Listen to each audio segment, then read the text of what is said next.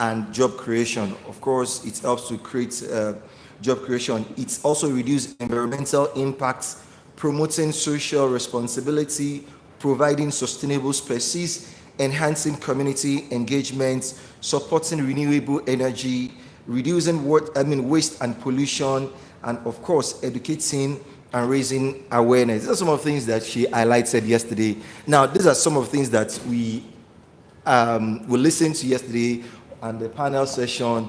It was a wonderful time, engaging moment, and we all had a great time yesterday. And I can assure you that today is not going to be different. We have fantastic speakers already in the house. They are going to load us, encourage us, share their wealth of experience with us in the field of in facility management and even other areas outside of facility management. And I can tell you that it's going to be a wonderful moment. So I want to tell us that we should put our hands together for ourselves and welcome ourselves and welcome someone beside you. Thank you.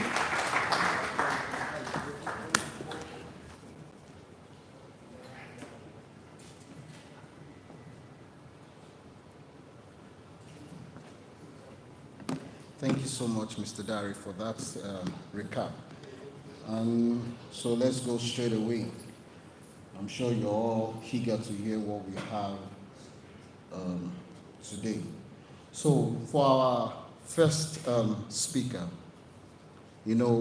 it's important that we try to know who we are going to be listening to, so that you know that the person coming to talk to you is not a novice or a JJC. It's someone who has been there, done it, and excelled.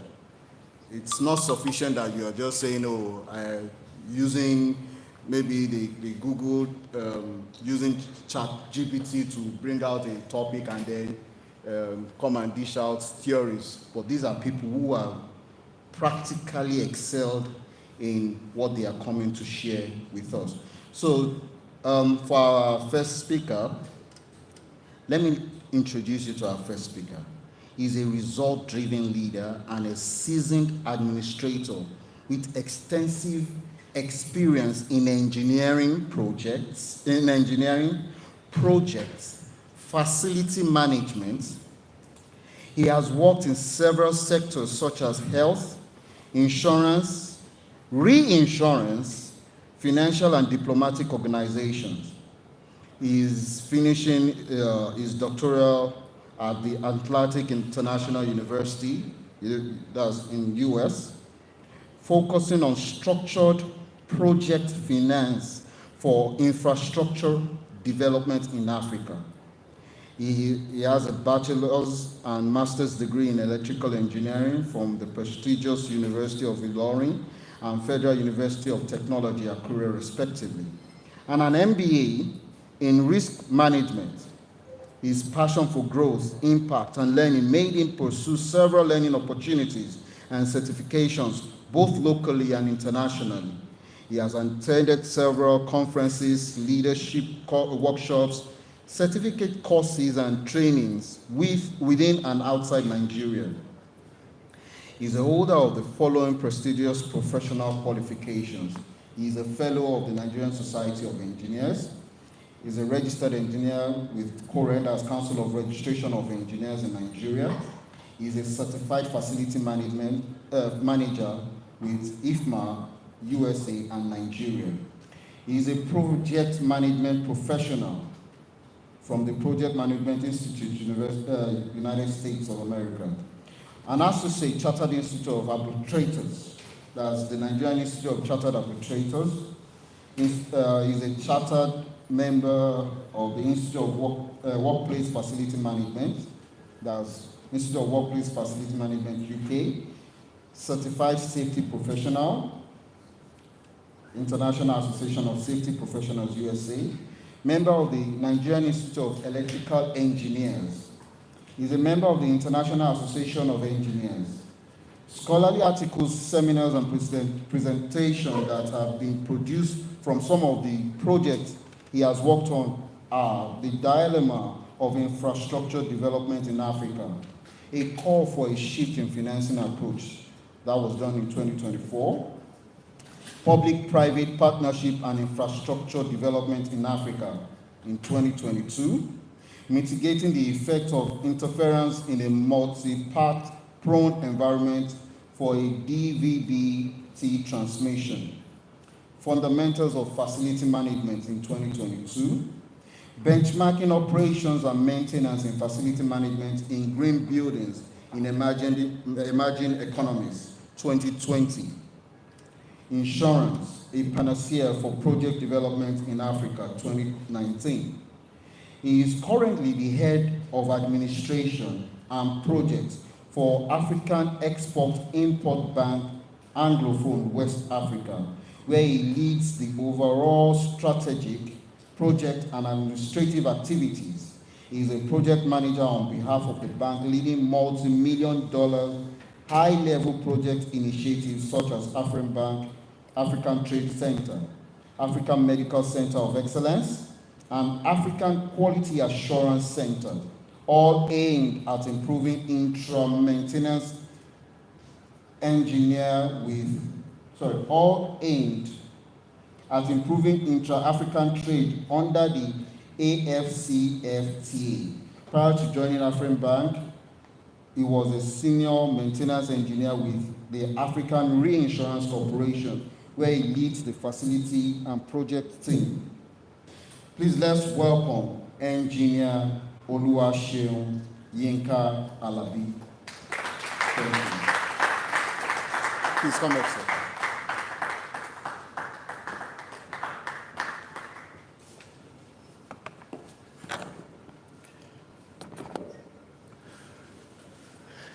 Good morning, everyone.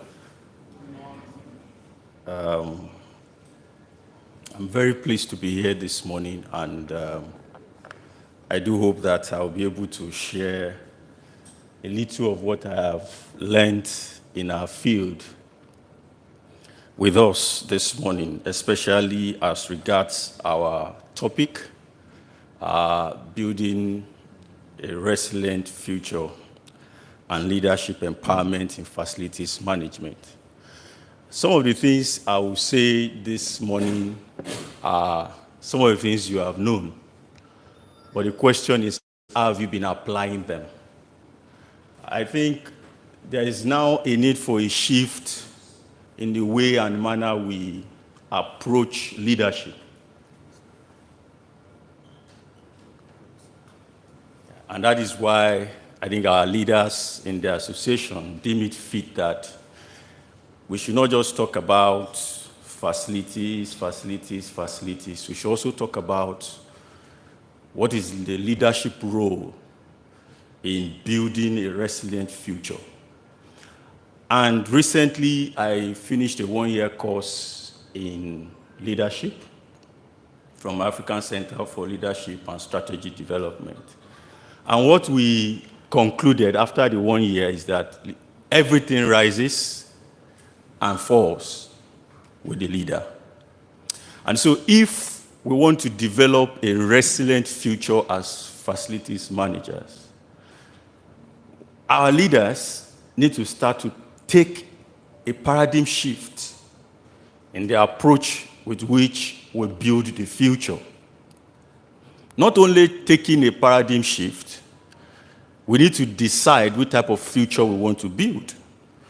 And the word that is key for us is the word resilient future. How can we be resilient? How do we approach the development of the young ones? I see a mix of audience this morning. I see those that have advanced. I see a few young ones that are upcoming. But I think whether they are here or not, we should take the message and go back and build a resilient facilities management structure. Mr. Paul will always say that you need to earn yourself a seat in the boardroom. And I think that's the call to every one of us by the time we finish this session, that we must begin to look at facilities managers as people who are not just to be talking about the diesel, the carpentry works, and all that, but that when your organization is planning for 2025, the strategy session for 2025, if you are not carried along, there's a problem. And there's a problem because the leadership strata in facilities management is still skewed towards a particular dimension. And so I will be trying to realign our thoughts and, explain to us how we can change this approach. And being a member of various professional organizations, my advocacy is that we should allow the young ones to have the path to grow. And that's why I'm passionate about anything when it comes to leadership. So this morning, my profile has been read. I don't need to say that again. And that's who I am. That's where I work currently, and amongst other activities that I try to get involved with. So let's dig deep into study. Sorry, this is not working. Okay, so we'll be looking at a brief. Our conference planners, they want to make it more academic. I was a bit, worried, abstract and all that. So there's an abstract, and then we talk about facility management and the role of leaders. And then we will dive into this issue of being resilient. And we have the world that we live in today that we say it's a VUCA world. When we get there, we'll see ourselves. And then we see how can we empower leaders. And empowering leaders means you empower yourself, and then you empower the next person to you. There is always a school of thought of being afraid. I think we're all scared. I don't want them to take my role.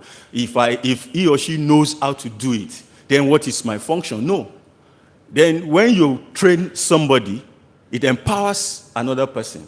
And then it allows you to move into so many other things. The reason why leaders today, they get stuck into looking at the service charge booklet is because they've refused to train that young man who is the assistant engineer on site. So you find yourself as the leader in that environment still doing things that are not strategic. That's a problem. So we need to develop and empower, ourselves and our colleagues to become leaders. And of course, we'll come to a conclusion where we get ourselves to an agreement as to what we are taking away from here. So from different school of thought, we know what facility management role is. And I hear say that in the 21st century, is transiting from the conventional lease management, janitorial services, security. Is moving away from here into a diversified, business-oriented role. If you are not going there, if you are not targeting to be in that space, then the world will take over your role from you.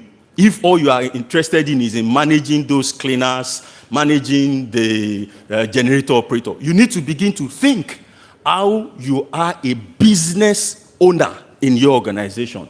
And in recent times, astute facility managers, they have their seat in management meetings, thanks to Paul Erubami and co, who are advocates of this. Some of us now, we sit in strategic sessions. Our board report, our organization report will not go into sign-off without the input of those that are leading the facilities team. And that's what we are saying. It's therefore imperative that FMs should start to develop the resilience and grit that empowers them to take the leadership role beyond the FM hierarchical structure. So the hierarchical structure is you start as a resident engineer and all other, and then you start climbing, and then they say you are a facility manager. No. You should start to see yourself beyond that. You should start to see yourself taking business decisions that influences organizational growth. Today, as a leader, if you cannot pinpoint how you are contributing to your business success in your organization, then you are not building a resilient future. So, according to Harvard Business Review on leadership, it says emotional intelligence is the sine qua non of leadership. Everything, emotional intelligence. If you go to Google, it will tell you 1, 2, 3, 4, 5. We'll see all that. But how do we then develop this? So to accomplish these targets in the volatile and uncertain world, FM industry must develop leaders based on strategies that enhance growth. So whatever you are doing, If it's not about growth and development, you must take a deep dive and rethink that. And it must be through emotional intelligence development. That is, there must be a growth mindset. You must encourage continuous learning like we are doing today. There must be diversity and inclusion. One of our, again, I'll mention Paul, when he was taking us on CFM. Some of us, we want to always know who is from my locality. So you want to employ somebody and you say, are you from Kwara State, for example? Why do you need that? If you want to develop a robust environment with crop of leaders of tomorrow, you don't need to be sensitive about all these things. Risk management, situational analysis and forecasting, technology and innovation, feedback and reflection. A lot of us, we don't like feedback. As the head of department, you don't want your subordinate to come to you and tell you, this is what we believe should happen. And when you get to that point that you don't create a feedback loop, as engineers, there's something we call a feedback loop. Whatever you do, you must have an avenue, an environment where you take a feedback, whether there's progress or whether you need to change or realign your strategy. And so those are the things we'll be looking at. And of course, supportive organizational culture, and most importantly, identify the need for well-being. I can't overemphasize this need for well-being. I think as facilities managers, we get so busy, we run around, and we don't even take care of ourselves. We need to understand that well-being and the culture that some CEOs don't want to hear today, which is what we call work-life balance, is very, very important. So if we want to have a resilient future, your employees, your subordinates, and you yourself as a leader, you must be able to wake up the next day and go to work. The moment your body restricts you from doing that, then there's a problem. And of course, here, few things on facility management according to ISO and IFMA. Across all FM institutions, the 11 core competencies of FM is believed to be all that FM needs to be relevant in the organization. Believed. However, in a future that desires to be sustainable in all areas, yesterday we were talking about sustainability, FM, tourism, and all that. If we need to build a sustainable and resilient future in this environment, in this industry, there must be a paradigm shift in our approach to facilities management. Emphasis must not just be developing these competencies. We have all of them around us. We do all these certifications. But we must leverage on technology and innovation to then develop a resilient future. This is what gives you a seat at the table. When you speak in a language that catches the attention of your CEO. And what catches the attention of your CEO? Profitability. What catches the attention of your CEO? Growth. What catches your attention of your CEO is when you are talking of a sustainable business empire.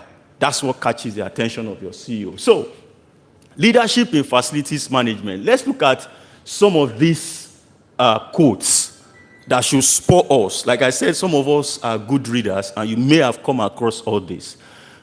Leaders, they have one focus. If this is not your own focus as a leader, it means you are a boss. It means you are a manager. But when we are talking of leadership and a resilient future, for me, it is all about influence. If I'm in this room, in this association, in AFMPN, and you cannot know that I'm a member of AFMPN, then I have failed as a leader. In whatever capacity I am, my role, my mission is to be influential. However I would do it. And that must be your focus. According to Charles Andy, 1982, say a leader shapes and shares vision which gives point to the work of others.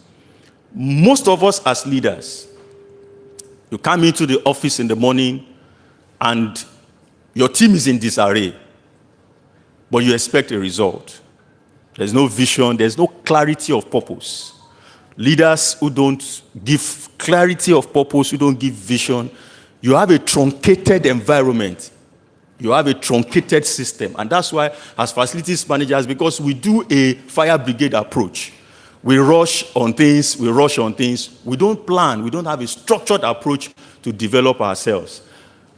Rosalind Carter, that's the former US First Lady, she posits that a great leader takes people where they don't necessarily want to go, but they ought to be there.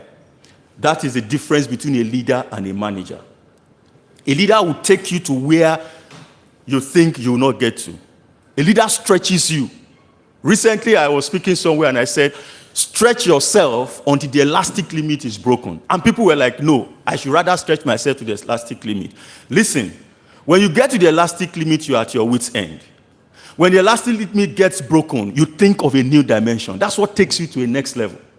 That's what makes you to start to think of a new way how to solve the problem.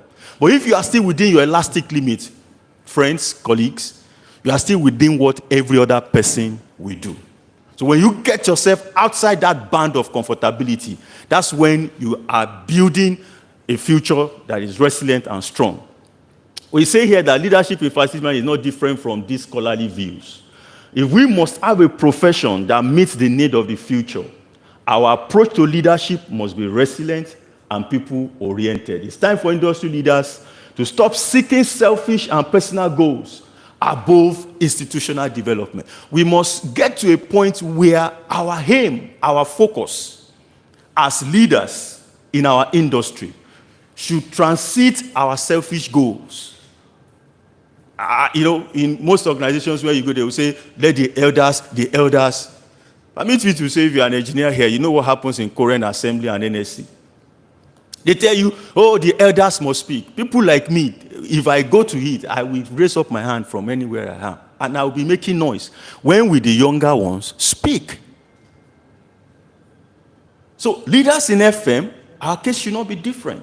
Allow them to come forward and make their mistakes and train them into fulfilling what they should be doing. That is what will then make us to have a resilient future, because our future will not be resilient when other people are taking our future in the industry away from us, simply because they can develop themselves, they can plan themselves, they can organize themselves beyond what we are supposed to be doing for ourselves in the industry. And so, if we must be resilient, we must understand the type of world and environment that we are in. This is what you all know. For you, if you don't know it, this is it today. This is the world that we live in. Our world is vulnerable. It is uncertain. Our world is, becoming, you can't even predict it. And that's the kind of world we live in today. It's vocal in all ramifications. It's so complex. I was telling people on Sunday that Nigeria has defied the principle of economics. Do you agree with me? Audience, are you here? Yeah. Nigeria has defied the principle of economics. There's bring the world's best economists. They don't even understand what's going on in our country. Yeah. Law of demand and supply has failed. Increase the price to increase the patronage or availability. It has failed. In Abuja, they gave us band A. We are paying 240 or 225 per kilowatt hour. How many of the people in that band are getting 20 hours? Okay, take petrol. Some of us, we believe we are experts. I remember I was one of the advocates who say, this price we are buying petrol is too cheap. And with all due respect, I welcome my wife this morning, Dr. Toyin Alabi. She is here with me, supporting me. She will tell me that, oh, Oga, let them change the price. This thing will not improve. She's not an economist, but I don't know how she got to know that before me. And I was advocating increase the price of fuel. They increase the price of fuel today. What is happening? No, people are still queuing. So Nigeria has defied the principle of economics. That is the world that we are living. Not only Nigeria, it's global. There's a global crisis. And if you don't understand how to now manage this uncertain world, a world that is vulnerable, uncertain, is complex, and is ambiguous. We can speak all this English today. When you go out there, if you don't rethink, pick them in different ways, rejig them, like putting food, put Maggi, put condiment, put everything together, it may not work. all these stories, it may not work. And that's why you need to now start thinking, how can I manage this ambiguous environment that I'm operating in? How can I present my service charge strategy to my organization? And they don't say, bullshit, this is too expensive, take it away. You need to start to think of your capacity and how you are going to share this and make sure it's acceptable. And how do we do that? To empower ourselves as leaders, number one, emphasize emotional intelligence. This is the new thing, because it gives you a different perspective to life, to professionalism, and to career growth. That helps you to talk about a future that you don't even know today. You are able to describe how the future will look like. You empower the young ones. You empower yourself, and you speak into the future in a way where people can understand. So leaders with high emotional intelligence, they can navigate stress, they can build strong teams, and maintain a positive work environment. Programs should focus on self-awareness. These are now the EI skills. Self-awareness, self-regulation, motivation, empathy, and social skills. We are talking of leaders who knows that there may be a challenge in passing your budget. And it's not taking that on the subordinates. Those are the leaders we are talking about. Leaders who know that I may face a brick wall, but yet they build a positive mindset. You need to foster a growth mindset. I mean, if you are the only one that goes to conference in your organization, sir, ma, you are not doing well. Allow your subordinates to emerge through a growth mindset. Don't be the one that wants to have everything. I have certifications, but with all due respect, all my colleagues have been introducing them to these our organizations one way or the other. Because, I mean, what is the beauty of when they say all these things, and who are your allies? And then they call the next person to you, nothing to reckon with. So you need to develop a growth mindset. Encourage leaders to view challenges as opportunities for growth. This mindset helps them to adapt to change and recover from setbacks. A lot of us, that's the major problem. When there is a setback, we give it up and we want to, just pack it up. You must have a way to know that there's always a recovery plan in every strategy that you develop. If you develop a strategy that has no recovery plan, that strategy is not acceptable. If I am your CEO, if I look at it and there is no recovery plan to say, if this goes wrong, what is your fallback plan? Let's develop adaptive skills, train leaders to be flexible and open to change. This includes decision-making under uncertainty, innovation, and learning agility. Let's encourage lifelong learning. Some experts have advocated that learning is continuous until we die. That's why you see our esteemed board chair here, Pastor Jagun. I see him, I follow him, he's everywhere, learning. What I'm saying here today, he knows, but he's sitting here listening. Paul is here, Olumide is here, Madam is here, everybody is here, you are all here. It's not because you can maybe goggle yourself around these things, but when you come, it changes your perception, it changes your understanding. You see things in a different perspective. And that is what people who are going to take ownership of the future, they will own to themselves.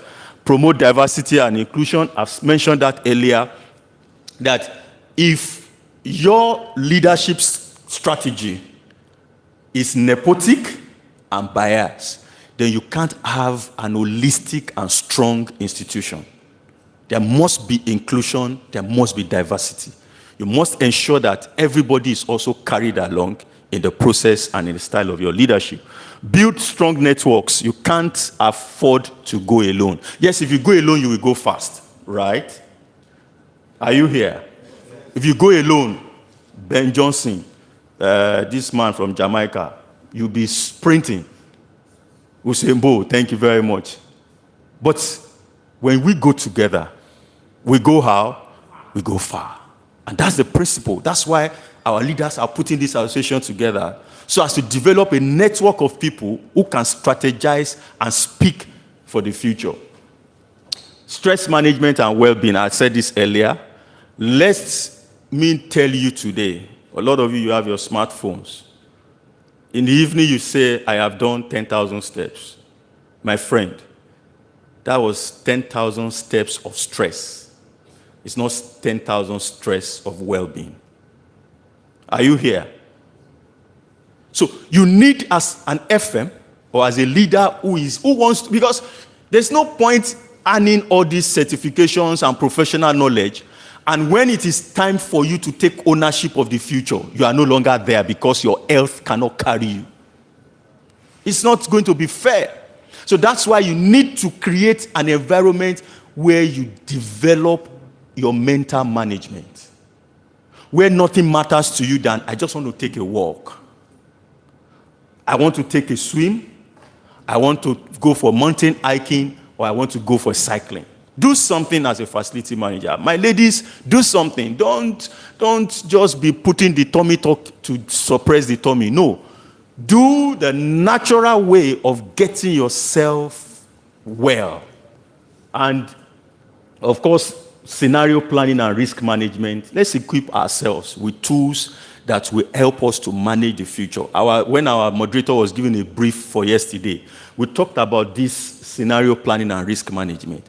A lot of future is bleak because there's no clarity, there's no planning, no risk management methodology.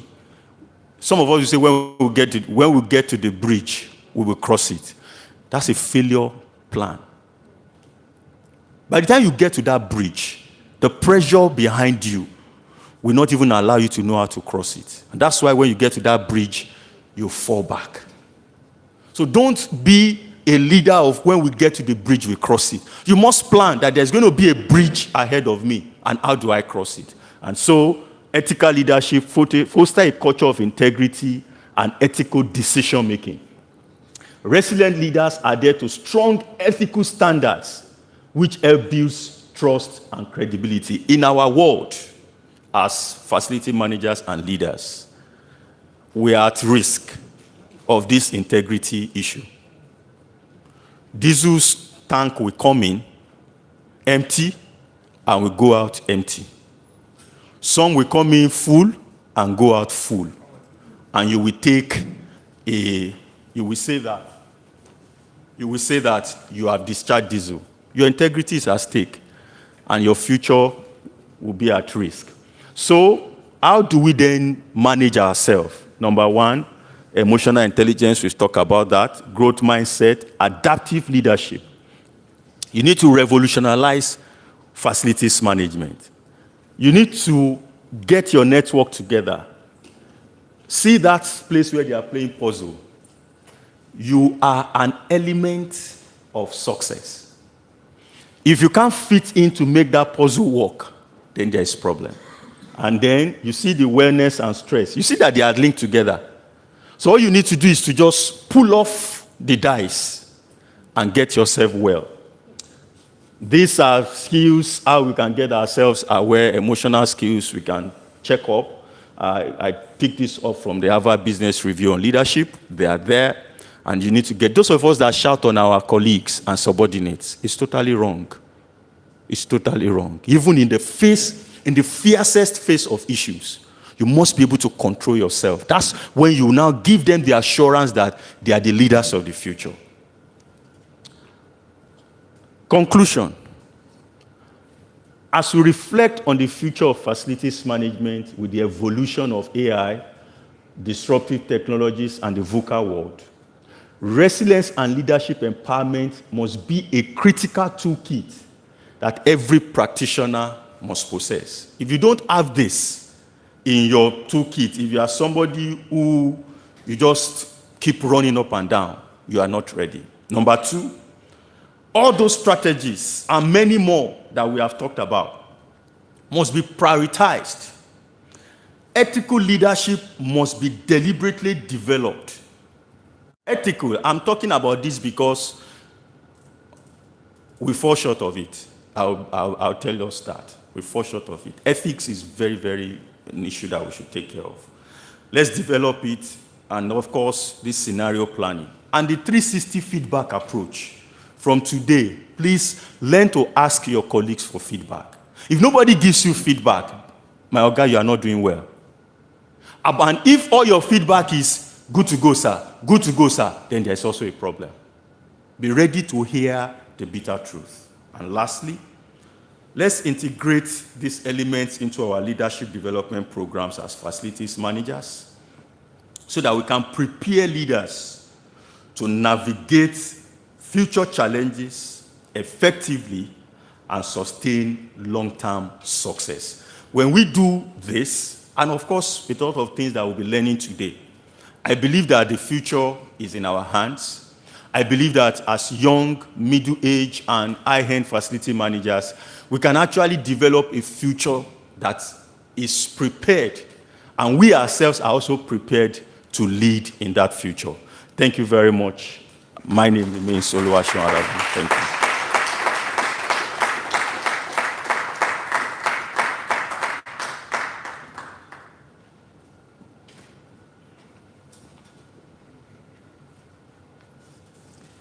That was a wonderful one. Thank you so much for that presentation. That was wonderful. Please, a round of applause for him once again.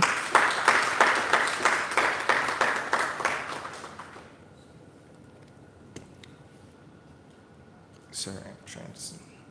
Okay. All right, I think I'll just use this. So our next speaker this morning, she is a woman named by Mrs. Jamila Fani, Executive Director, Construction Kaiser Limited. Jamila Fani is an Executive Director at Construction Kaiser Limited. She holds a Bachelor of Science degree in building from Ahmadu Bello University, Zaria, Master degree in Construction Management from the University of Lagos.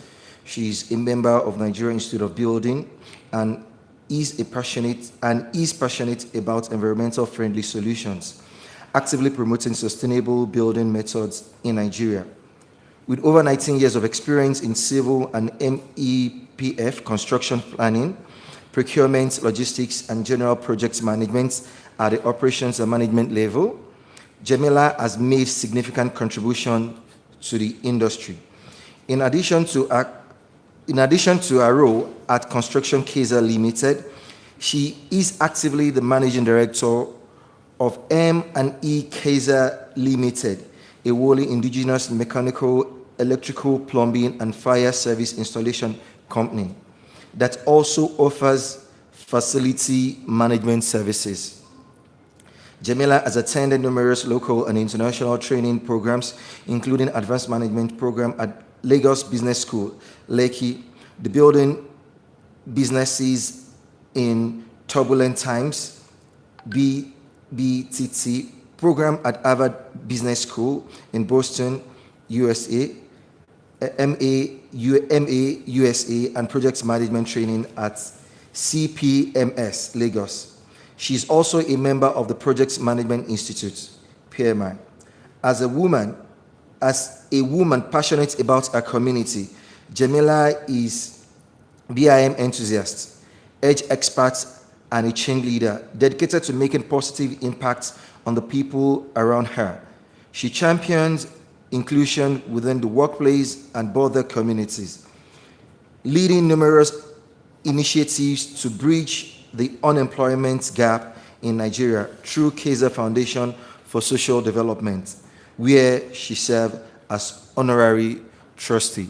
This morning, join me as I welcome Mrs. Jamila for our presentation.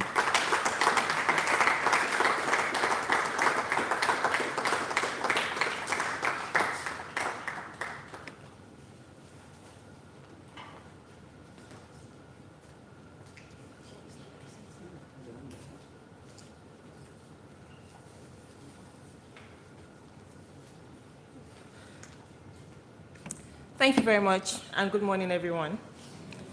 I am not quite sure that I'm able to do justice to my paper after the brilliant presentation by Engineer Oluwaseun. Congratulations. The bar has been set so high. Right now, I'm nervous. So if I stumble, I want you all to understand that the shoes that have been left for me right now are too big for me to fill it. Thank you, everyone. Yes, my profile was read, and I am here to talk about the relationship between facility management and building performance. But I want to make some comments about the presentation by Engineer Luashun. Thank you. He talked about leadership in the workplace. I think that's the main basis of what he was talking about today. And one thing that he mentioned was carrying, the younger ones along. I think that's very, very important because where we are in Construction Kaiser, there's something that we call succession planning. If you go to other climes, you go to the Western world, you find companies that have been in existence for hundreds of years, 50 years, 100 years, 200 years sometimes. When you come to Nigeria, I'll say that more often than not, the businesses hardly survive the founders, hardly. It's either that or you find another takeover of a company because something unexpected happened to a founder and there was no plan in place. So someone comes, buys it over, they redo, and the cycle continues. I want to urge all of us here. I mean, facilities management is a fast-growing profession, and I think that we're beginning to take it seriously in Nigeria. We should have companies that would stand the test of time. And the leaders in here should take this back and put these plans in place because it is really, really important for our companies, Nigerian companies, to become household names in the future. So that is just my charge to everyone this morning. Before we go into the slides, I'm going to talk about this page. This is John Randall Center for Yoruba Culture and History. It was built by Construction Kaiser, and Emani Kaiser was Emani contractor on the project. We are contractors, by the way. We're contractors more than facility managers. We are only facility managers by chance. So we're not coming to take anybody's place. We have the duty of ensuring that our 12 months or 6 months defect liability period stands. So what we have is a different unit that takes care of that because we don't want to mix up the operations of execution and ensuring that the business the facility performs. So we do that for a year, for 6 months, and then we come back and reevaluate. When we see that we have done a good job, sometimes we get offers and we compete with other facility management companies.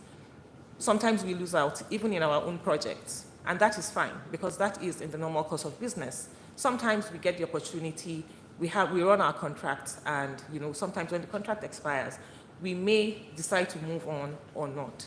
But that we're more contractors than we are facility managers, so caveat emptor. This is John Randall Center, and I dare say that the facility managers that eventually manage this place are going to have a very interesting facility to manage. This is the entrance to the reception. There's an escalator. There is a wall of fabrics. There's a ceiling they're called ceiling slats, and this is about 12 meters high. And the floor is, I can't even remember what floor it was because we finished this project a while ago.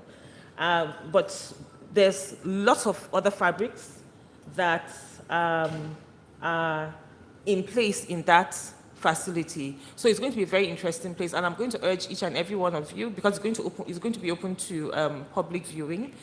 Anytime you're in Lagos, please just stop by this place. This is the roof of that building. So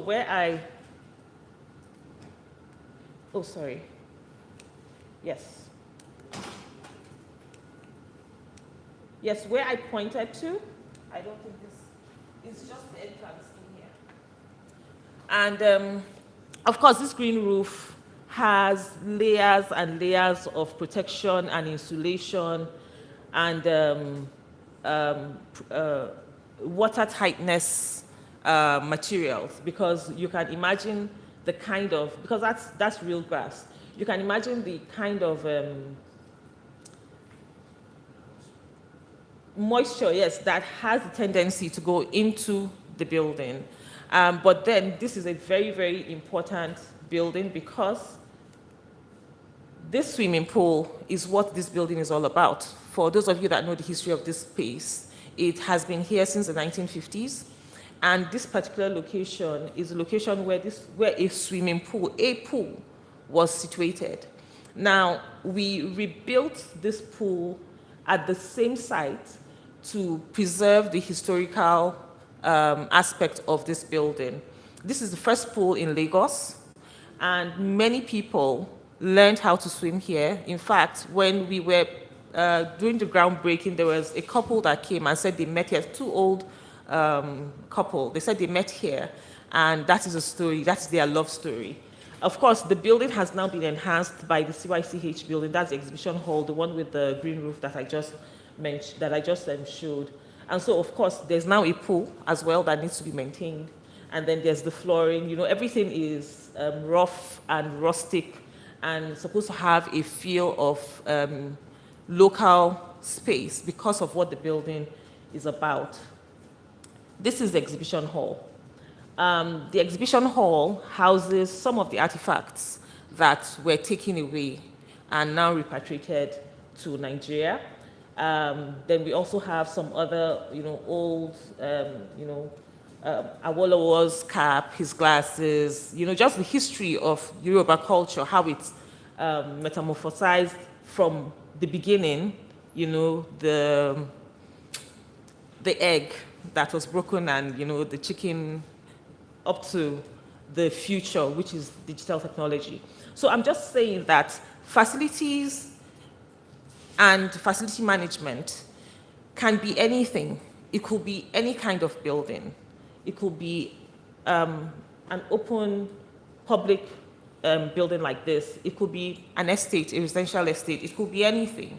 And as facility managers, we all have to be ready to take up the challenge, because when we finish as contractors, we are really very happy to leave any space for facility managers. Sometimes, you know, fatigue sets in and the building just wears off, and we are just happy to hand it over to someone else, like someone said yesterday, to continue with the responsibility. I'm going to go to my slides. The evolution of facilities management. What happened before? When you see a facility manager, everything that comes to mind is someone that just wants to collect money and, you know, tell you they are taking care of your building. They bring a couple of cleaners and they clean, and they come back next month, or, you know, whatever cycle that you have with them. But we all know that that has evolved into a strategic discipline, and that discipline is now driving value through optimization of sustainability and infrastructure maintenance. As the IFMA defines, facility management is a profession that encompasses multiple disciplines. You find that we don't have yet a course in Nigeria called facility management. So we find people from different places coming together to, you know, train themselves on this discipline, and that is how this body is, you know, evolving. And what do? They come together to ensure that the functionality of the built environment happens by integrating people, places, processes, and then technology. And please, one of the most important things there, of course, after people, is the process. We have to put processes in place, because when you have processes in place, you have a structure, and whether you are there or not, just like what Engineer Oluwaseun said, it is leadership. Putting a process in place is a leadership function, because it does not depend on the people, but rather it depends on the roles, and those roles should always be filled by people that can function, in those spaces. Is a coordination of people and systems to ensure that our buildings and our infrastructure function efficiently and effectively. Facility management covers a wide range of functions, including operations, maintenance, spatial planning, administrative services, real estate acquisition, safety compliance, health as well, because when a space is nice and comfortable, it adds to well-being of the people that occupy it. FM's primary goal is to ensure the functionality, comfort, safety, and efficiency of facilities, which directly impacts on the building's performance.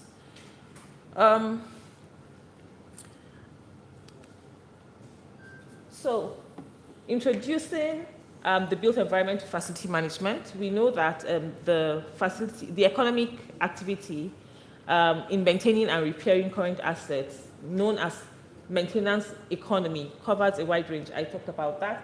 And then we'd like to ensure that as facility managers, we're enhancing the assets, we're enhancing tangible assets of a company. And when we do that, the workplace experience is enhanced. Our compliance and risk management also is, built up, and we do this through collaboration and innovation. We don't do it by ourselves. We have to work with clients. We have to work with end users. We have to work with suppliers. We have to work with,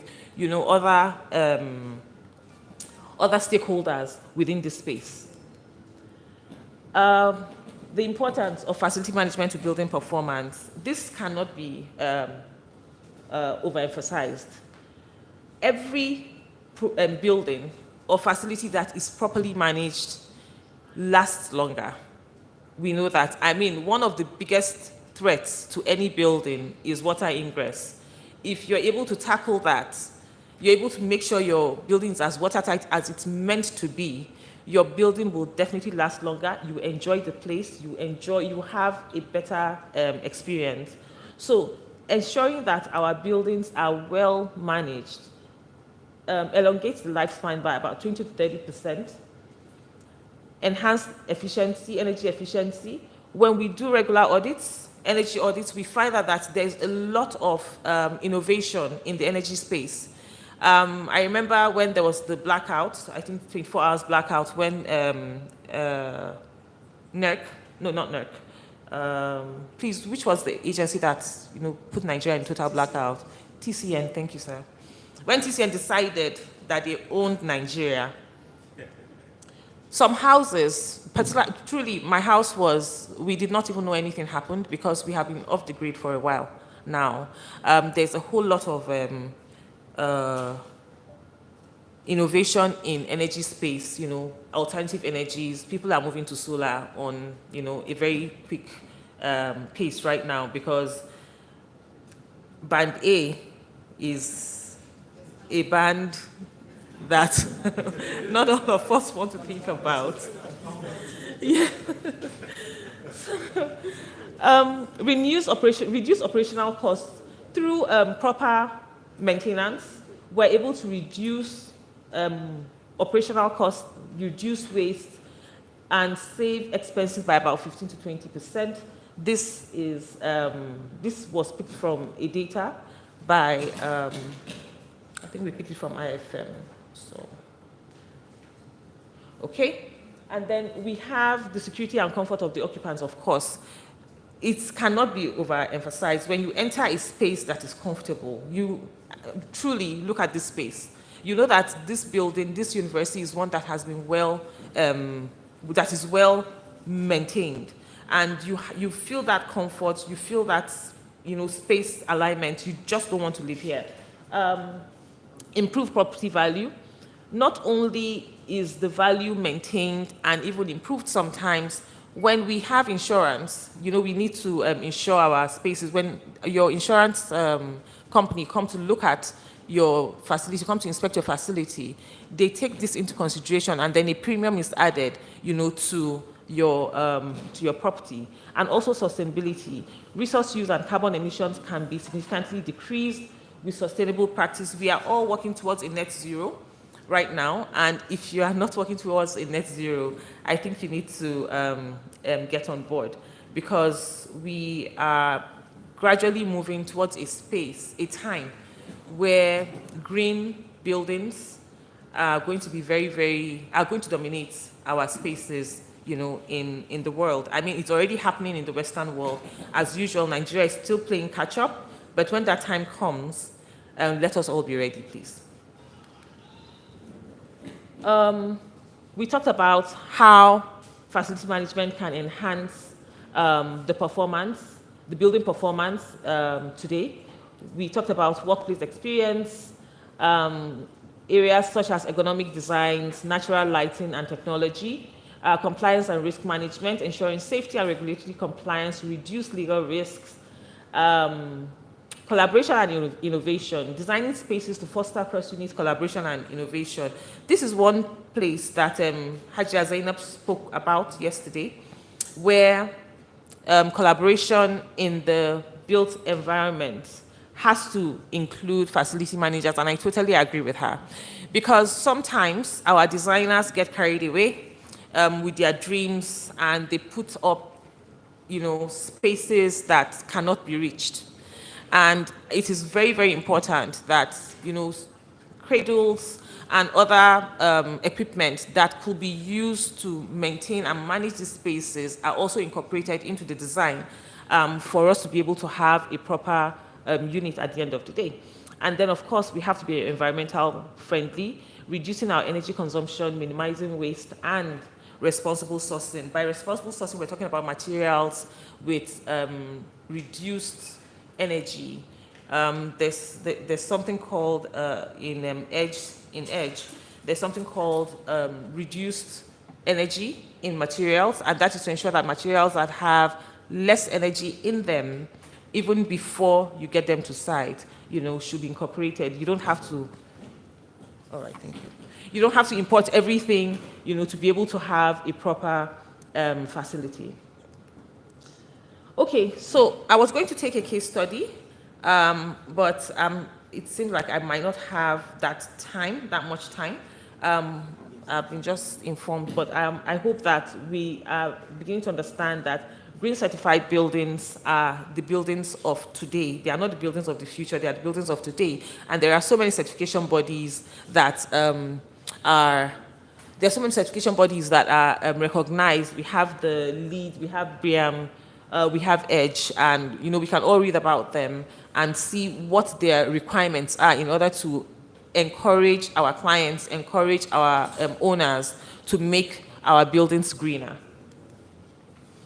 Building performance evaluation has parameters, and such parameters are sustainability, comfort, acoustics, operational cost, water tightness, and the layout. All these things are very important when it comes to ensuring that your building is properly evaluated, and that your FM role in this space is to ensure that you optimize these aspects for efficient and effective operations. When you have that, everyone is happy.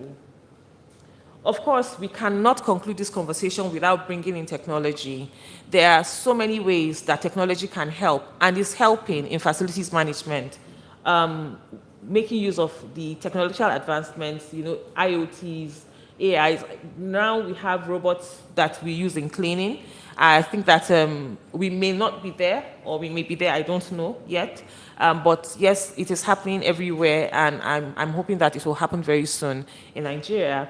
Sustainability focus, of course, focusing on green building techniques, and then outsourcing FM functions, which most companies are doing right now. And I think that is encouraging, and that's why bodies like the AFMPN can, come together and continue to advocate for better for their own space at the table.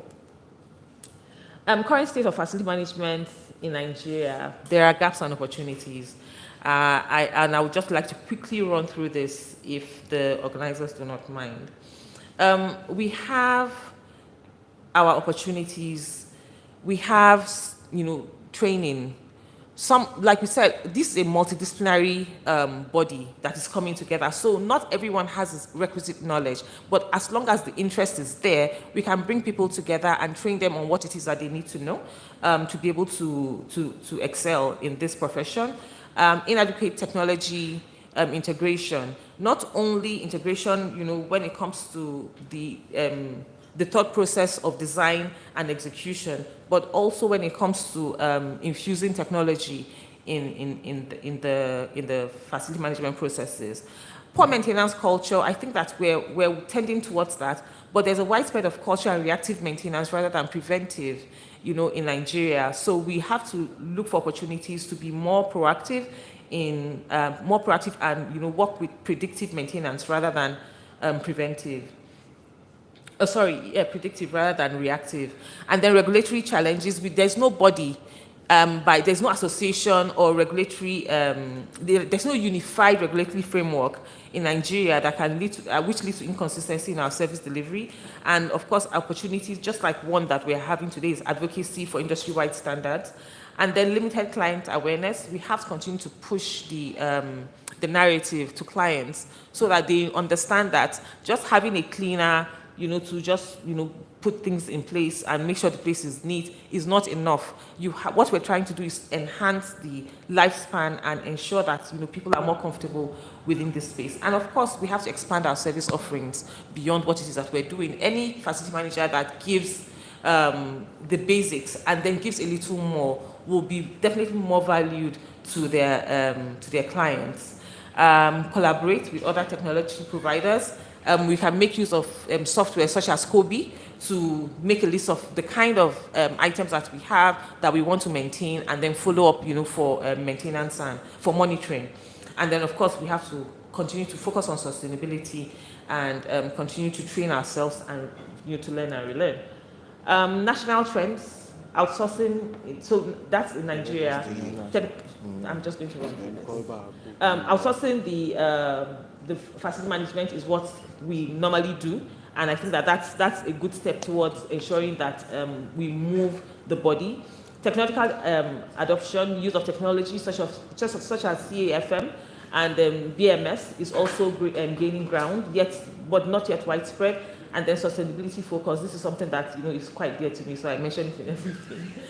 And then, of course, opportunities for improvement. Let's continue to expand our service offerings, collaborate, train, enhance client relationships, and then our global best practices. That's what the facility management industry in Nigeria should look forward to.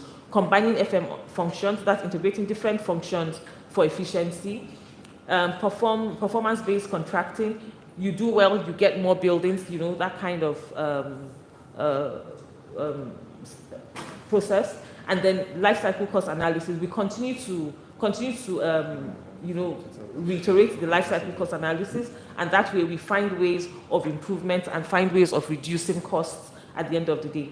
Then, of course, data-driven decision making. Let's take decisions based on historical data, not just decisions because we feel like it. And then we should continue to infuse sustainability initiatives in everything that we do. In conclusion, facility management plays a strategic role in optimizing building performance and well-being, of course.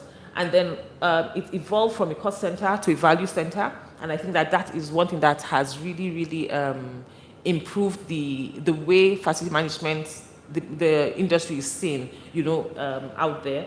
And then FM professionals face challenges like data integration and keeping up with technological advancements, but this can be turned into opportunities because innovation will just keep going, and then we just have to ensure that we follow up with those trends. And then the Nigerian FM industry is growing, but it is challenged by hurdles like low collaboration from other built environment professionals and inadequate technology integration. I think this is all I have for today. Thank you very much. All right, thank you so much.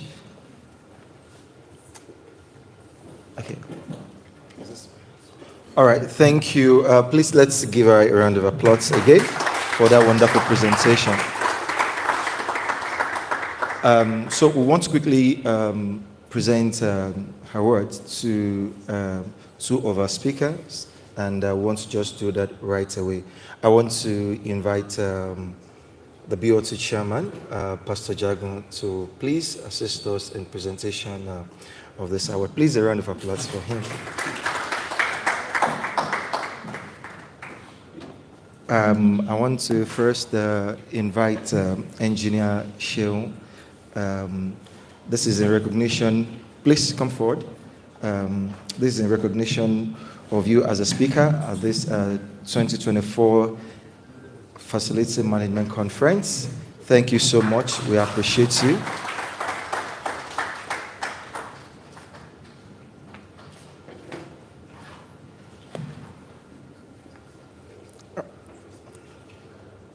All right, thank you, sir. All right, so please, we'll take a good picture. All right, and I also want to invite Mrs. Jamila. Please, a round of applause for her.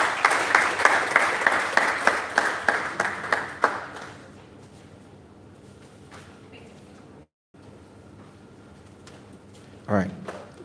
This is a recognition of you for sharing your hope and experience with us. Thank you so much for your wonderful presentation. And we can tell you that some of the points, you can get it on our on YouTube. We'll be releasing it on YouTube, some of the points that was captured. All right, so we'll take group pictures, please. Dr. Olumide, is it okay? Okay, neck.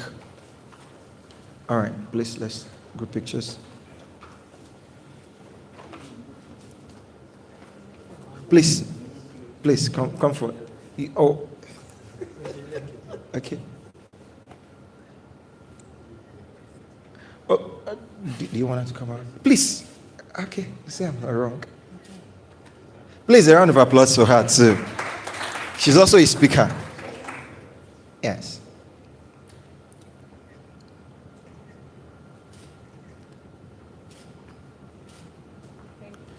All right, thank you. Permit me to also say to everybody here today that some of this presentation slide will be available for you to download for only financial members of our association.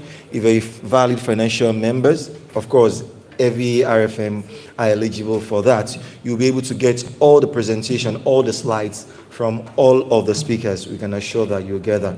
All right. MC, over to you. Thank you very much. Please, let's give them another round of applause, please. So, I want to, permit me to introduce our next speaker.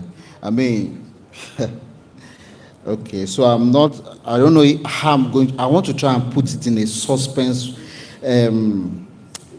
way that I want you to guess who the person is, but it's just going to be too obvious by the time I start reading. Okay. So he is a founding registered trustee of the AFMPN and served in the Pioneer 2021-2022 National Executive Council as Deputy President. Who am I introducing next? Sorry? Apostle. So do I need further introduction? Yes. Okay. All right. So let me, since I have that request, let me just continue. He is currently the CEO of Max Me Gold Limited, a specialist facility management company providing management technology, value-added and cost reduction solutions to the property and facility management industry, including FM software and BIM, recruitment, training, audits, assets, and energy management. Max Me Gold is a front-runner in FM education in Africa and delivered training to over 2,000 professionals across the continent through the free Giving Back training series and the comprehensive FM Mastercraft Diploma program that delivers internship placement as part of the package. Paul is a chartered member of the Royal Institution of Surveyors, that's RISC, a certified facility manager of both the International Facility Management Association and the Institute of Workplace and Facility Management. He teaches the essentials of facility management professional, sustainability facility professional, and the certified facility management credentials with FM Learning Systems programs for IFMA. He is also on the teaching faculty of the University of Lagos Masters in Facility Management program. He is an industrial and business process engineer, real estates and property manager with 20 years experience working in strategy, implementation, operation system and processes, deployment and change management for oil and gas, telecoms, and corporate real estate. Apart from running a successful FM company, he also serves as an adjunct lecturer in Masters in FM program at the University of Lagos, Nigeria.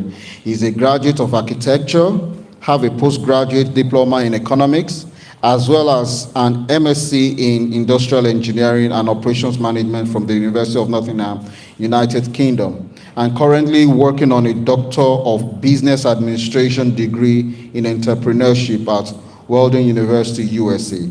He managed some of the largest FM portfolios in Nigeria and also worked abroad for a few years, including the Church of Jesus Christ of Latter-day Saints, Shell Nigeria, IFM Project, Schlumberger Nigeria, Nokia Solutions, and Network Africa Hub, Halliburton, Ghana, amongst others. Please join me to welcome our president, Mr. Paul Eribami. Thank you.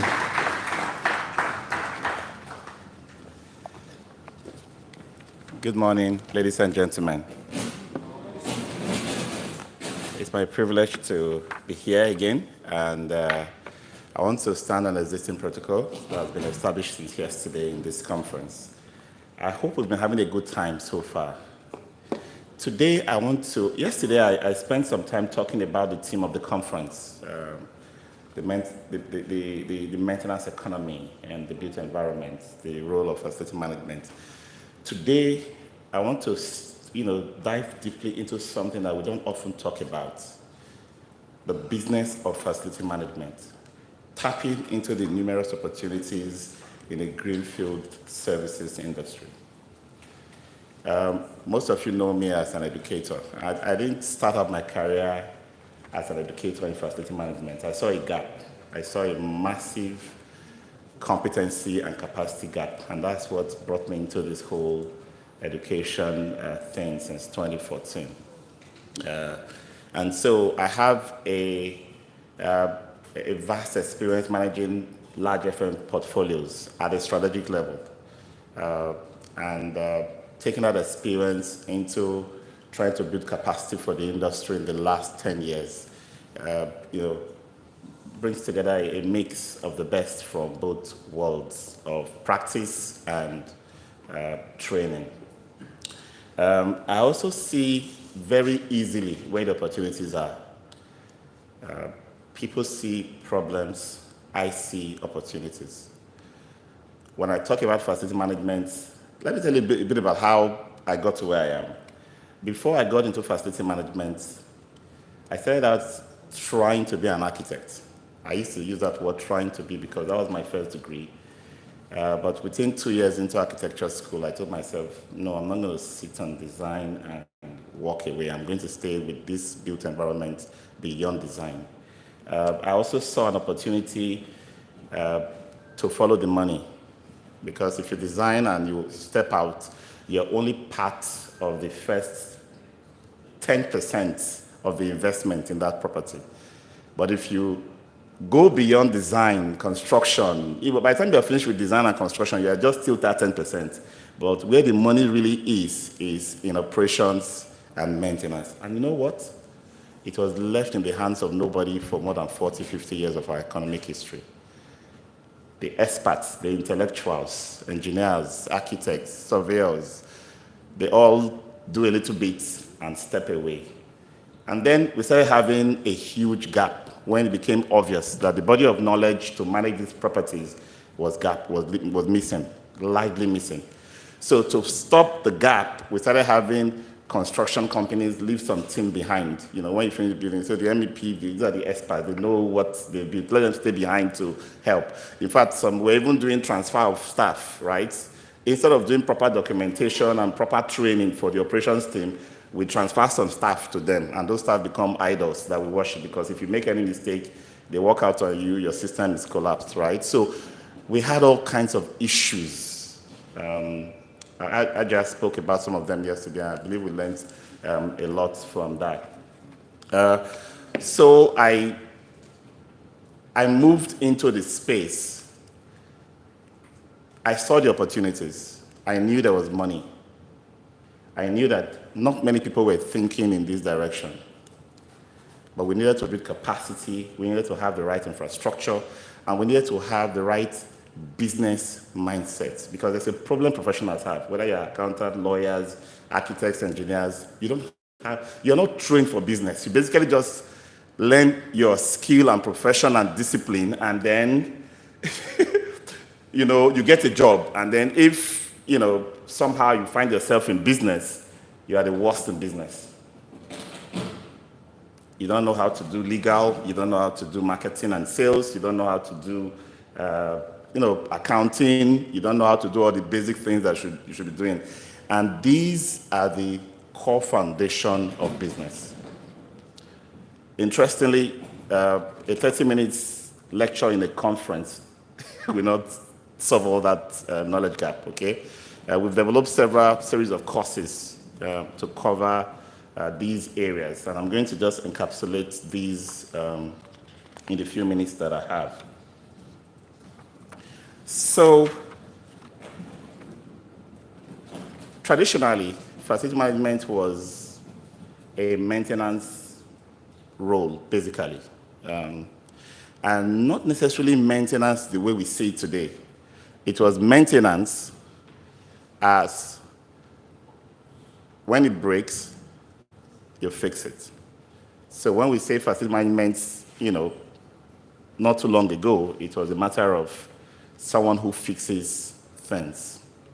And that is still the mentality that many people have in the industry today, especially if you transitioned into facility management. Many of us transitioned into it from our various disciplines because of opportunity. But when we transition into it, we end up with that traditional mindset. We were brought in here because there was a problem, and we looked like the most sensible around to be able to bring ideas to solve the problem. That's how we got into the profession. So we just continue. And in some cases, we will shine for many years, not knowing that that is not facility management. Facility management requires that we have proactive and strategic mindsets. All the efforts that need to be taken to ensure that we don't have the breakdown in the first place. That's what facility management is. All the reactions and the fixes that we do are just add-on to the modern approach to facility management. And then we started experiencing technological advancements in the built environment. Buildings becoming more and more sophisticated require that facility managers not only learn the body of knowledge for proactive and strategic facility management, but also become aware of modern technology and deploy solutions, some of which were discussed yesterday by Haja and Dayako in her presentation. So I'll go straight to some of the things I want to talk about. First, I want to talk about why is facility management as a business still a greenfield. So if you talk about greenfield, brownfield, I use the words, if a pond has been fished, it's called a brownfield. If a pond is still virgin, has not been fished, it's a greenfield, right? In Nigeria, the pond of facility management has not been fished. It has not been fished. There has not been real effort to tap into the opportunities. But, ironically, we have the problem that the market itself has not been developed. So whoever wants to fish in this pond needs to also create the market. And I'll give you some examples. You try to sell digitization of facilities through 3D modeling, BIM, and digital twinning, and clients are wondering, where's this guy coming from? They don't want to pay for it. You try to manage a facility, maybe even as big as a university, and say, we have to use a software, an enterprise management software, where everything has to be cataloged, digitized, automated, so that we'll have a steady flow of work orders programmed into the system, so that activities are performed without human error. It's automated. And then, how much is it going to cost? The moment you mention the amount it's going to cost, somebody says, okay, can we manage like that for a while and later see how we can put in the software? They don't intend to buy a software. So we have to now start thinking innovatively and creatively. How do we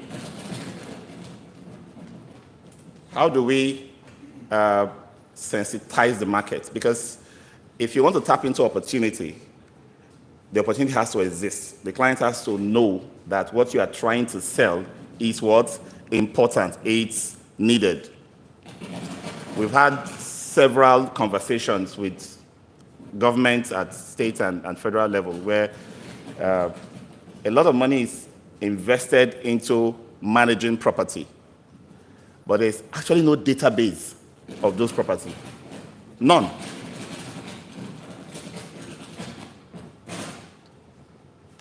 I remember living, a street where I lived in Lagos, in Yaba area. The former governor came in on a Sunday afternoon to check out the primary school. And after looking at the school, the place was really run down. I wonder how children were actually schooling there, because some of the buildings are falling down. He went around, did some inspections, they took some pictures, he left. And barely 3 days later, on Tuesday, Wednesday of that week, the school started having repairs and renovation done. And so in my head, I was saying, what could have led to that action by the governor of the state himself? It was because he did not have visibility. Somebody has presented some papers to spend some millions to fix something, and he just had to be sure that it exists, isn't it? Because he can't sit on his desk and zoom into that property. He has to go there physically. You know how slow government can be if you have to go to every project site to check everything out at every milestone. The system will basically ground to the kind of halt we are seeing today. That's because nobody has invested in asset management systems. It costs money. The solutions are there. But then, nobody is trying to pay for it. There are two reasons why this is the case. Some of these solutions and opportunities we want to create will bring about transparency. It will bring about visibility. Some people are actually scared of transparency and visibility. They are not yet criminals, but they are planning to be. And if you open it up, it will block the chance that they will have to steal at some point. And that scares me, because facility management is the most corrupt profession because it opens up avenues to steal at, with many tentacles. Grounds, painting and renovation, repairs, hiring of this and that, event people, caterers. You have hundreds and hundreds of contracts to award, and negotiations is running every day. So there's a potential for 10% in too many things. Someone's complained about energy being too expensive, and yet does not want to invest in energy monitoring. Doesn't want to invest in energy monitoring because if you monitor, the consumption will drop. And if the consumption drops in terms of liters of diesel, the markup per liter that you normally share will also drop. I was shocked. You think this is public sector, but it's not just public sector. I had this experience in a bank, top tier bank. Pushed and pushed and pushed and pushed. Everything looks okay. We're almost going to start deploying the systems. And somebody says, hold, you see there's a problem. You see that 10 naira on top of the liter. Then diesel was still cheap. Not now when it is 1,000 plus. I'm sure it's now 100 naira on top of the liter. If the liter has dropped from 10,000 liters to 4,000 liters, that margin will also what? Drop. So the interest is not there. So what we should be thinking about is how do we create the market? How do we stimulate or influence good decisions? So we start asking ourselves in my company, for example, who do we sell to? Do we sell to the facility manager? Do we sell to the middle directors? Or do we find a way to get to the man at the top? Right? Because somebody has to feel the pinch of that impact of wastage and losses in the organization to the bottom line. Somebody has to feel the pinch. Somebody has to feel the passion to say, you know what? This is real. Businesses are suffering. The margins are shrinking. Every naira you save in efficiency from the property management and real estate sector in your organization is going to lead to direct impact on profitability, because it's simple as a formula. Profit is equals revenue less expenses, isn't it? If expenses go down, what happens to profit? If expenses go up, what happens to profit? Exactly. It's straightforward formula, but why is it difficult to communicate? So I'll talk about the opportunities, but I really want to also face the realities. We need to create the market. We need to sensitize people at the top. We need to find ways to have industry advocacy, first by ourselves repenting of our own ways and becoming more ethical. Yesterday, I had to talk about the service charge conundrum. You give somebody a service charge budget. You tell him it's just a deposit, but you see it as your money. You want to hold the prerogative to come back and say, it is finished, add more. And you don't want to account transparently for how that his money, which was not supposed to be your money, was spent. It's a challenge for all of us, especially for those of us in the residential estate sector. We are always at war with our residents because they'll say, we have to audit your books, bring your bank statements, bring your receipts. And we say, no, we don't want that. We have to look at ourselves and say, at what point should I start working ethically, even at the basic level? Because if that happens within our industry, then we can now begin to create that voice that we can use to push these changes to management and leadership, politics and civil private sector as a common voice in the industry. So we can create the markets if we work together, clean our house, and then come together to push for changes at the top. That's one. The second thing is, much of the opportunities still depend on solutions created abroad. The business of FM is suffering massively because of foreign exchange. How do I import an energy management system where everything from the hardware to the software to the cloud services to the sensors I'm going to deploy are all going to come from some foreign country? I'll pay for all of them in dollars. That is on a roller skating board. Is speeding off down a slope, or I don't know how to describe the way it's going, right? Because if you had budgets, to invest on this kind of technology and solutions last year, when it was 415 naira for the exchange, you probably would wildly, thinking about the VUCA world we are in, say, by this year it will be times 2, right? So if I had 10 million in my expense budget or capital investment budget last year, when I'm applying for this year, I'll do 20 million, right? Is that even feasible now? Because when it went to 760, we thought, 1,000, it will never get to 1,000. Then it crossed 1,000 to 1,500 in a flash. It happened like within a month or two. It just went wild. And when we were all thinking that there would be hope, that somebody was going to intervene, we saw the government also adjusting the rates for their own bill. What you will pay to the government started being adjusted. Import duties, clearing fees, they were all quickly being adjusted to the runaway rates. So how do we deal with that as an industry, as a community? Begin to think about how to build local solutions. We still go for design abroad.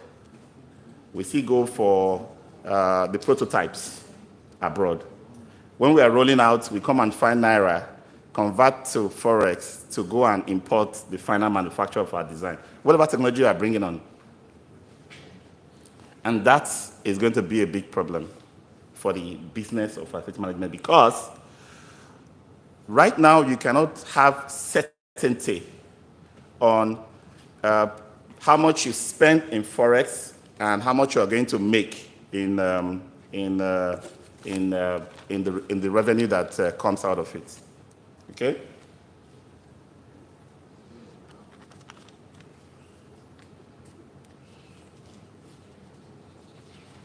I've been told my time is up.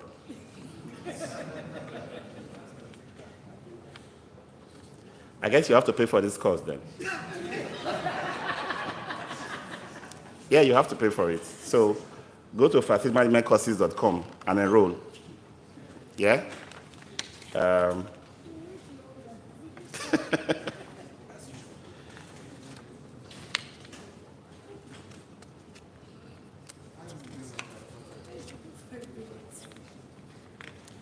I barely started.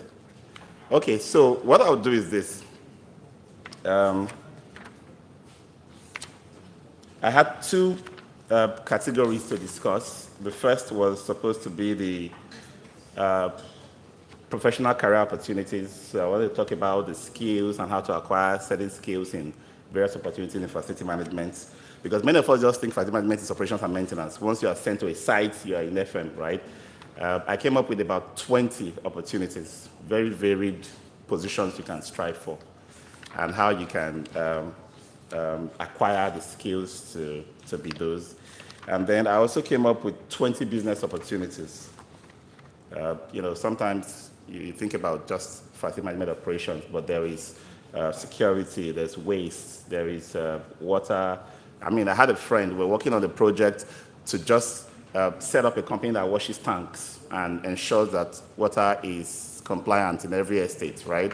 That's huge opportunities that people are not even thinking about, okay? Pests, for example, everybody think about pumping chemicals all over the place when it comes to pest control, but there are solutions now that people can develop around IPM, integrated pest management, that does not require chemicals. Because if I show you the list of banned chemicals that are carcinogenic, that are still being produced by factories in Africa for fumigation, all the way to your insecticide, you'll be shocked. Can you find solutions to just not have to use chemicals, or at least minimize to organic ones, so that you can do a business in that area? People will buy these services. Even cleaning. You think cleaning, we know what we're doing with cleaning? Many cleaning companies don't even have a clue what cleaning should be. You go into a room and they pump air freshener everywhere. You poison the space after you pretend to have cleaned it. If you're really sure you cleaned it, there should be no scent to mask anything. It should, so a lot of opportunities everywhere from, creative renovation of properties, so that you can integrate solutions that help FM thrive and excel.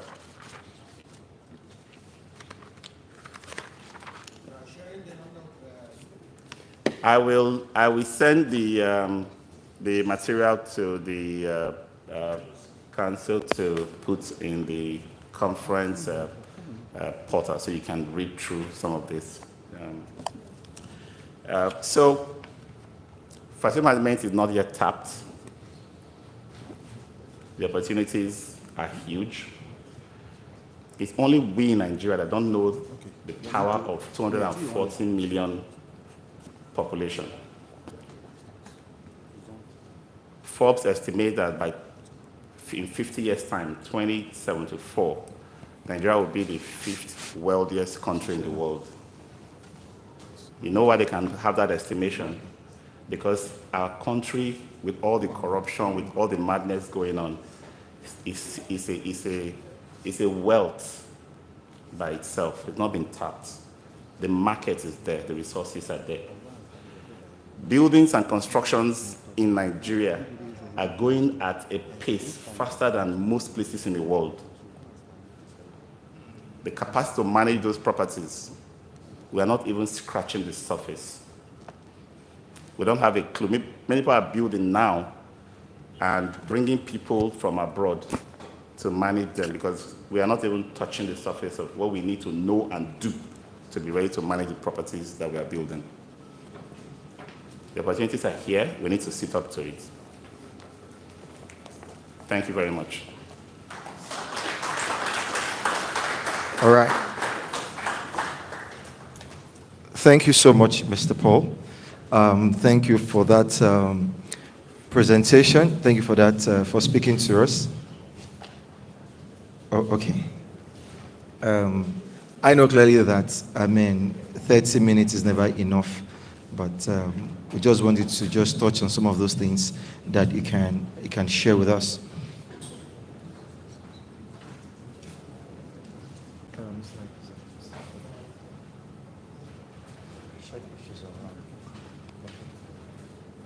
All right. Okay. We just want to quickly take. I'm sure we've had 3 speakers now, right? So, okay.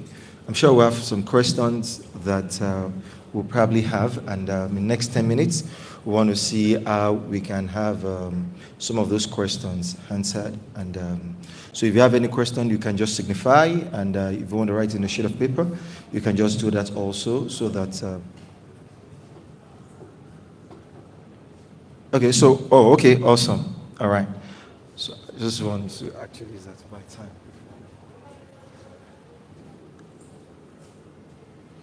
Okay, so so let us have our questions ready. Let us we can write in the sheet of paper so that we do not forget. So our next speaker now, we're going to be taking a presentation virtually.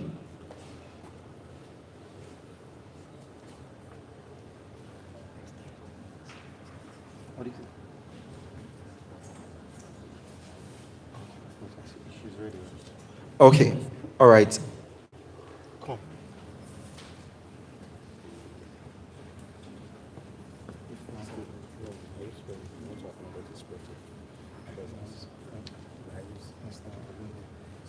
Okay, also, we want to quickly recognize a nice president. Is here with us, and that's the person of Mr. Alonge. Thank you for coming. Thank you for joining us. Please, let's put our hands together for him. Thank you for honoring us. We appreciate your coming. All right, so we want to take the next speaker now. She's gonna be presenting virtually, and person of Lara Pama. She's already online and she's ready to speak to us.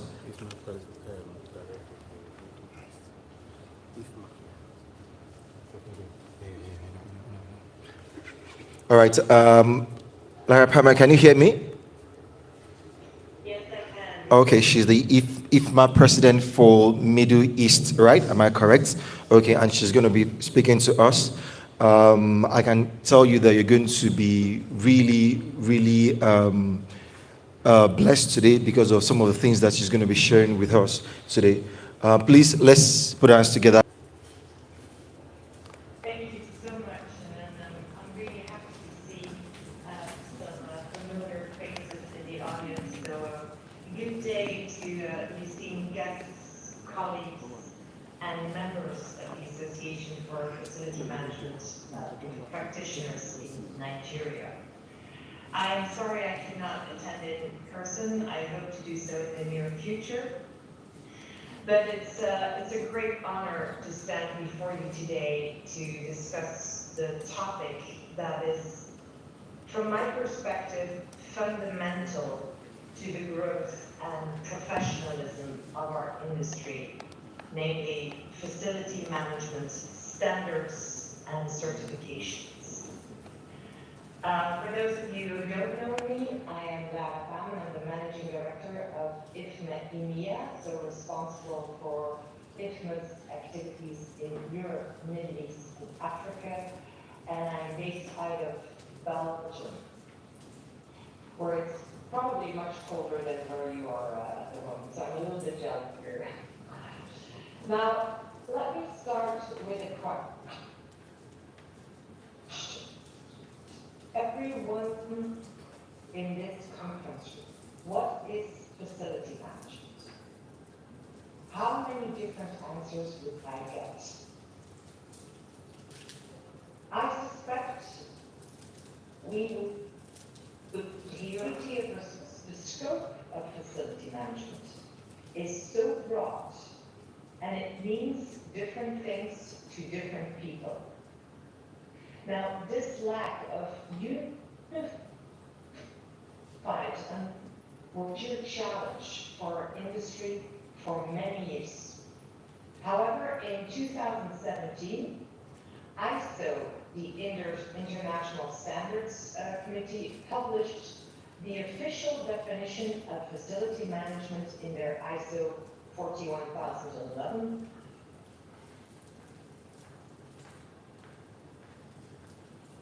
That's the definition. Facility management, organizational function which integrates people, place, and processes within the built environment with the purpose of improving the quality of life of people and the productivity of the core business. So we are a supporting function really there to improve the quality of life of people and the productivity of the core business. Now, this definition has done more than just describing what we do. It has provided a common language for facility managers worldwide. It allows us to communicate clearly about our roles, about our responsibilities, and the values of our profession. Now, this shared understanding is the foundation for everything else we are discussing today, from the development of standards to implementing certification and professional education. Now, obviously, standards are important in facility management. But what are standards? Facility management standards are documented agreements that define quality, safety, and operational excellence in facility management.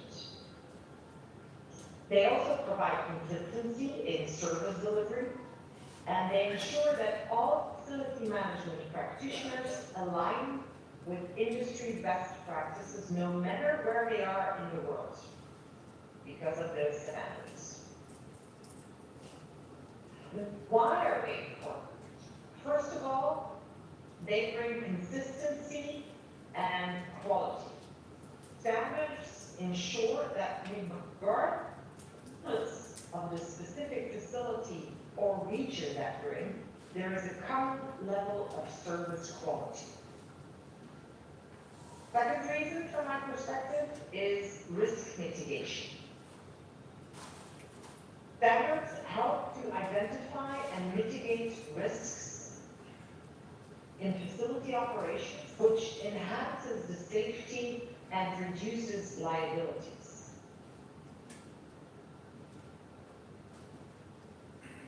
The third standard is because when you adhere to standards, facility management teams can optimize their processes, which is leading them to an increased productivity and cost savings. And I think that's really an important aspect as well. And then there's another reason which might not seem too obvious, but it's client confidence. Standards inspire trust among clients and stakeholders, and those clients can be internal clients or they can be external clients. But they inspire trust amongst those clients by ensuring a reliable level of performance. We really want to keep up the standards as well. Now, what is the role of ISO in these standards of facility management? Now, ISO, the International Organization for Standardization, provides globally recognized standards, such as the ISO 41001 series, which specifically focuses on facility management. Now, they help organizations demonstrate that their facility management systems support effective, efficient, and by adopting those ISO standards, we are practices to the highest global benchmarks. Now, how can you achieve those standards in facility management industry? First of all, we use international standards as a common language.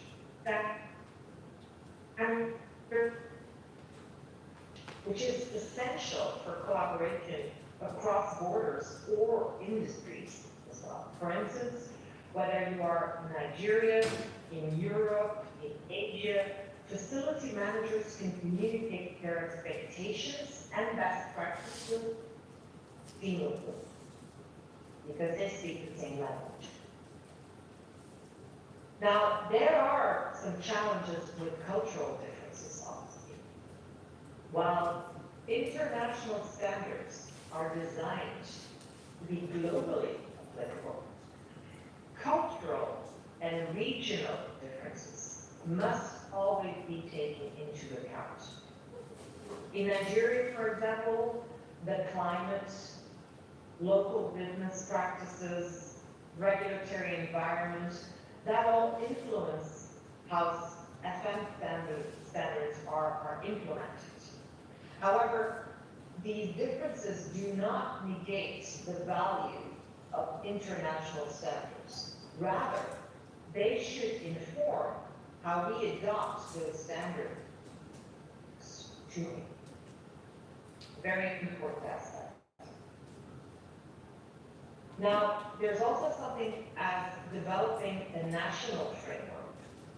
Nigeria can establish its own framework for FM standards by aligning with international best practices and tailoring them to local conditions. And this will help, obviously, bridge the gap between global expectations and local realities, which are enabling us to maintain relevance while adhering to high benchmarks. Now, there's also, obviously, the importance of education in facility management. Education from the foundation for standards. Standards can only be effective if professionals are educated on how to implement them. Training provides the skills, the knowledge, and the tools that are necessary to translate standard into action. And without proper education, standards remain just theoretical concepts that cannot be applied effectively.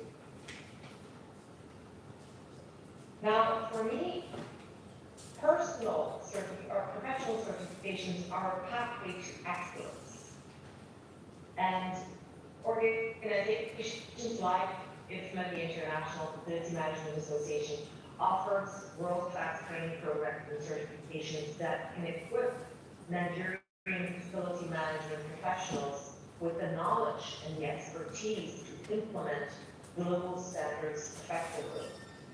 And some of our key programs include the Certified Facility Manager, the CFM, which set a global standard for facility management expertise and is recognized across industries. We have the Facility Management Professional, FMP, which provides a strong foundation facility management like operations, project management, and finance.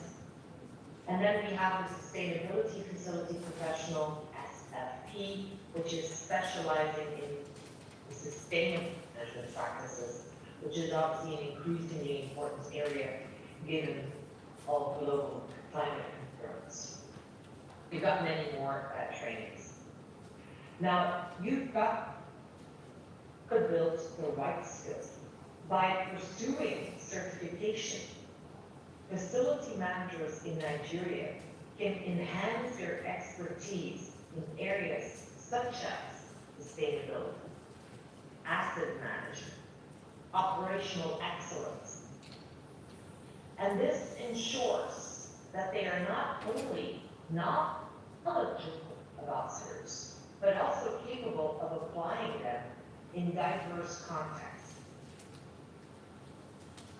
Now, for those of you who are not familiar with ISO and how those standards are developed,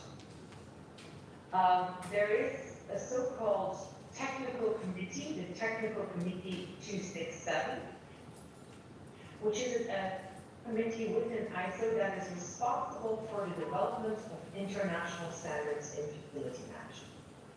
And the committee goals is to standardize terminology, processes, and requirements across the facility management industry globally. And some of the on management system, so facility management systems. And this is a foundational standard in facility management. It provides a framework for effective management systems that are helping organizations to implement effective and efficient practices in the management of their facilities. Now, already in 2017, ISO published the vocabulary standards for facility management. And this is exactly what I was referring to when I spoke about speaking a common language. This publication standardized definitions that are used in the facility management industry. And by establishing that common terminology, this standards ensures consistency in communication between stakeholders. And that is so valuable and so necessary in our industry. Also back in 2017, there was a standard on guidance on strategic sourcing and the development of agreement for facility management. It provides a guidance on how to establish facility management agreement. And it also includes outsourcing and service level agreements, SLAs.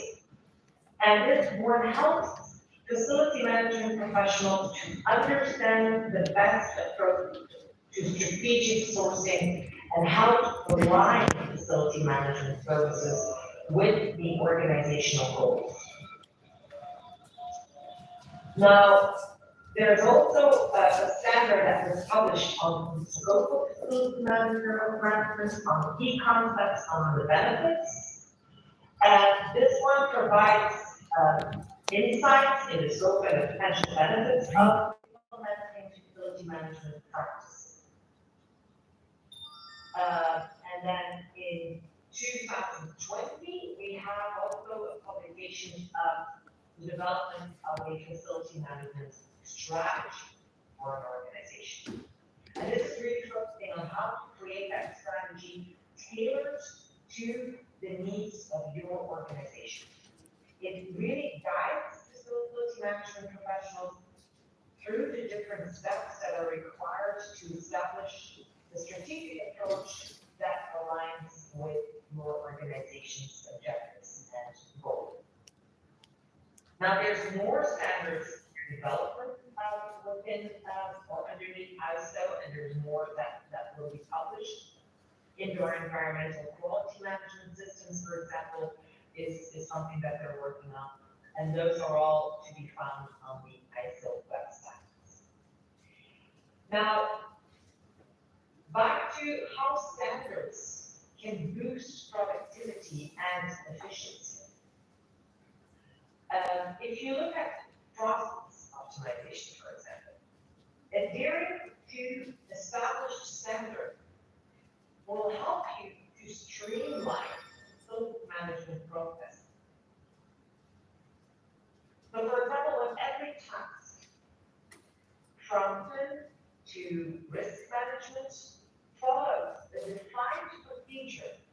It eliminates guesswork and inefficiencies, and it allows facility managers to focus on strategic initiatives rather than putting out fires everywhere.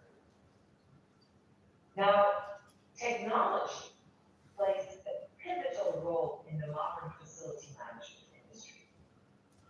And it's evolving quickly, ladies and gentlemen. Now, by following standards, facility managers can better implement technology solutions, such as building management systems, BMS, that enhance operational efficiency. Now, ISO standards related to asset management and energy efficiency, for example, help managers make data-driven decisions that can optimize energy usage, can reduce waste, and again, very important, lower the costs. Now, talking about cost savings, consistency again in those facility management proposals often leads to better resource allocation and fewer operational disruptions. Again, if you adhere to standards, ensure that facility managers avoid costly errors, extend the life cycle of the facilities, and ultimately, again, reduce overhead costs. Now, there are some more benefits on standards and facility management globally, I would say.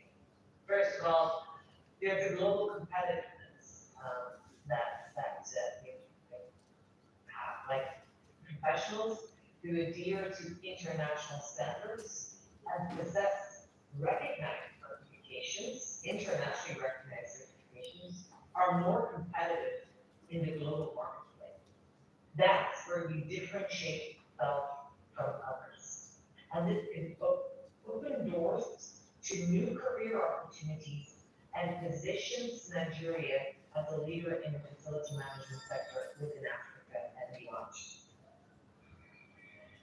Now, many global standards, such as the ISO one for facility management, for example, for environmental management, they emphasize sustainability, which is critical as the world shifts towards greener operations, and we all are seeing the effects of global warming. Now, Nigerian facility managers who adopt these standards can contribute to sustainable practices in their operations, ensuring that your buildings are environmentally friendly, but also cost efficient and future proof. Now, to conclude, because I don't want to make too much of your time in a virtual meeting, facility management standards are crucial to the professionalism of the industry, both globally and in Nigeria. By adhering to international standards like the 41000 series and pursuing professional education and certifications, such as those offered by IFMA, we can raise the bar for facility management in Nigeria. These standards not only improve productivity and efficiency, but they also help us to deliver higher quality services. They enhance sustainability, and they increase the global competitiveness of Nigerian facility management professionals. I encourage all of you to invest in the right education, seek certification, and play an active role in shaping the future of facility management in Nigeria. I would like to thank you for your time, and I wish you a great rest of the day and the rest of the conference. Thank you so much.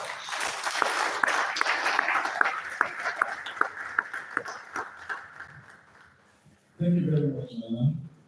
We do appreciate you. So Before we call our next speaker, I would like to take a goodwill message from our president, Vice President, Mr. Adonia. Thank you, sir. Please let's give him a round.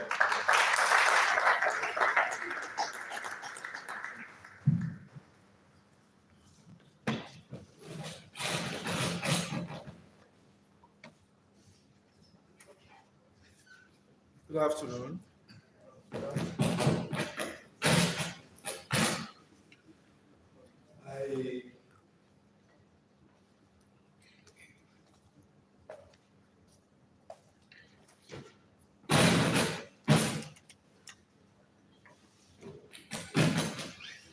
The president of Association of Facility Management Practitioners of Nigeria, Board of the ESCO members and members of the association. Of course, I also like to recognize the special guests.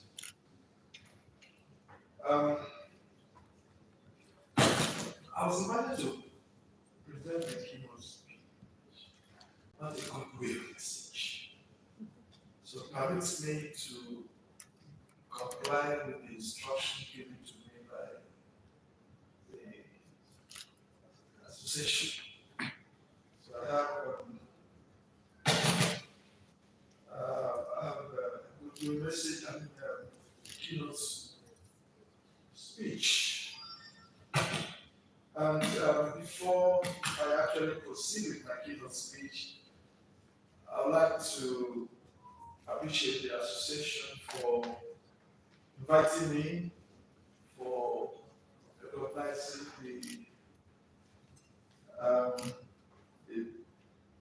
the role of Nigerian offices, surveyors, and partners, and recognizing that we are all partners in this facility management journey. I want to also specially recognize the Vice Chairman of my registration board, who is a member of the association, Surveyor of Value Assistant